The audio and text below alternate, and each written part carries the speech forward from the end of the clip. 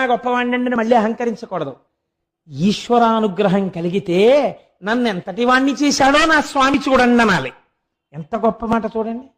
అంటే నారదుడు చెప్పిన విషయాన్ని దృష్టిలో పెట్టుకుని అహంకారాన్ని మారుస్తున్నాడు, అభ్యున్నతిని ఇస్తున్నాడు. ఏకకాలమునందు రెండింటినీ కటాక్షిస్తున్నాడు పరమాత్మ. ఇది లేకుండా కేవలం శంకరుడు వచ్చి కూర్చున్నాడు అనుకోండి, రావణాసురుడు అహంకారం అయి కూర్చుంటుంది.